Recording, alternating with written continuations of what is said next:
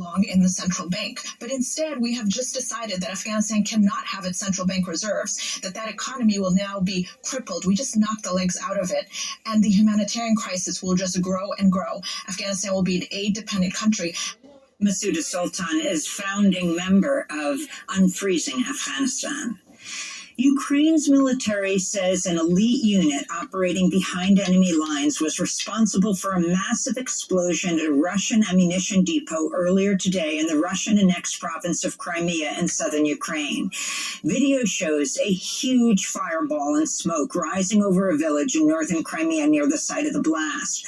Russian state media described the explosion as sabotage that damaged civilian infrastructure. This follows another explosion last week at a Russian air base in Crimea, which destroyed as many as 9 Russian warplanes.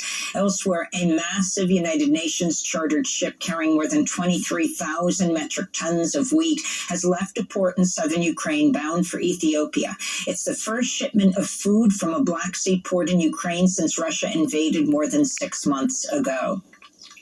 In Kenya, William Ruto has been declared winner of a highly contested presidential election. Kenya's Electoral Commission says Ruto defeated the former prime minister and opposition leader Raila Odinga by a narrow margin, getting just over 50% of the vote. Ruto has been deputy president of Kenya since 2013. His party, the Kenya First Coalition, has also won a majority of seats in Kenya's Senate. At least 4 Kenyan election commissioners said they did not support the results due to the opaque nature of the vote count, as diplomats and international election officials were removed from the tallying hall right before Ruto's victory was announced Monday.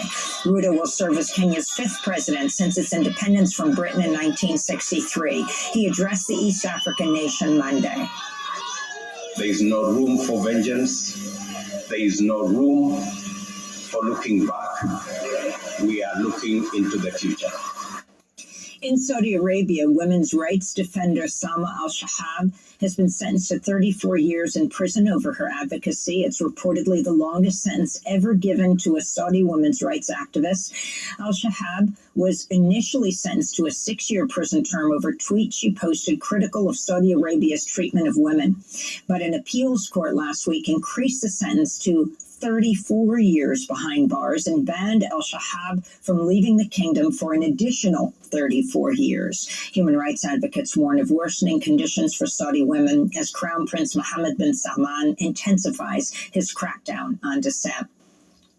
Saudi Arabia's state-controlled oil company has broken its own record after posting a profit of $48.4 billion for the second quarter of 2022. It's the largest quarterly profit ever posted by a publicly traded company, coming as Russia's invasion of Ukraine helped push oil prices up. In Germany, police used batons, pepper spray, and water cannons to attack about 150 climate justice advocates who staged a nonviolent sit-in protest Saturday on a rail supply line leading to the harbor in Hamburg. The protesters are seeking to halt construction of new liquefied natural gas terminals along Germany's coast. This comes as German households face spiraling fuel costs that could see them spend hundreds of euros more per year to power their homes. This is protest spokesperson Charlie Dietz. In Germany, too, the energy crisis is hitting those hardest to contributed the least, a crisis in which many bear the cost, while the few corporations pocket billions in profits. It is explicitly not an energy crisis. It is a capitalist distribution crisis.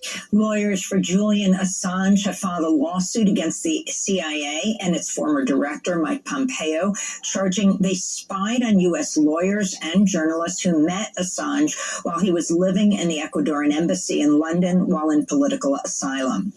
The lawsuit is being filed as Britain prepares to extradite the WikiLeaks founder to the United States, where he faces up to 175 years in prison for violating the Espionage Act by publishing classified documents exposing U.S. war crimes in Iraq and Afghanistan. Later in the broadcast, we'll speak with the lead attorney behind the lawsuit. Here in New York, another person has died at the Rikers Island jail complex, the 12th so far this year. The New York Times reports Riccardo Cruciani was found Monday morning sitting in a shower area with a sheet around his neck. The 68-year-old died about an hour later. His attorney had reportedly alerted Rikers officials to put him on suicide watch. Cruciani was a former neurologist who was convicted 2 weeks ago of sexually assaulting and raping at least 6 of his patients. And in California, thousands of unionized mental health care providers in multiple cities have gone on strike, demanding the country's largest nonprofit health care organization provide better care to people who desperately need services. Kaiser Permanente serves some 9 million people in California. According to the Union of Healthcare Workers, Kaiser has just one mental health provider for every 2,600 patients, forcing people to wait months for an appointment. Union members are also accusing Kaiser of violating treatment clinical guidelines and California state laws. The strike comes after a year of negotiations between the National Union of Healthcare Workers and Kaiser, which has rejected union proposals to expand the workforce and improve access to care. And those are some of the headlines. This is Democracy